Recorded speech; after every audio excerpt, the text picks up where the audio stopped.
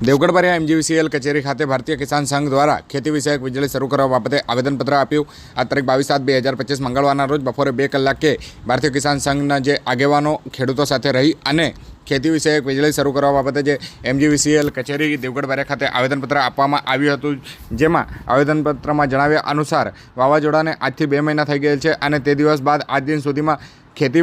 વિષયક લાઇન બંધ કરવામાં આવી હતી, જે શરૂ કરવામાં નથી આવી અને ખેડૂતોને અત્યારે ડાંગર રોપણીની સિઝન ચાલી રહી છે, વરસાદ નથી પડતો અને તેવામાં એમજીવીસીએલ દ્વારા જો ખેડૂતોની મુશ્કેલીમાં વધારો કરતા આ જે ખેતી વિષયક લાઇન નહીં શરૂ કરાતા તાત્કાલિક ખેતી વિષયક લાઇન જે છે વીજળી જે છે તે સમયસર શરૂ કરી આપવા માટે માંગ કરવામાં આવી હતી। દેવગઢ તમામ ગામોમાં એસી ફીડર તાત્કાલિક શરૂ કરવા માંગ કરવામાં આવી હતી। વાવાઝોડાથી આજ દિન સુધીમાં 2 મહિના થઈ ગયા છે। એક દિવસમાં 1 કિલોમીટરની લાઇન શરૂ કરાય તો અત્યાર સુધીમાં કહી શકાય કે 60 કિલોમીટર જેટલી લાઇન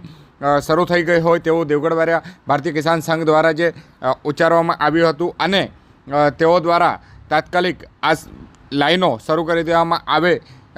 નહીં તો તમામ જવાબદારી એમજીવીસીએલની રહેશે તેવી ચીમકી પણ ઉચ્ચારવામાં આવી હતી। જો કે ભારતીય કિસાન સંઘ દ્વારા એમજીવીસીએલ કચેરી ખાતે ખેતી વિષયક વીજળી શરૂ કરવા બાબતેની રજૂઆત કરવામાં આવી છે।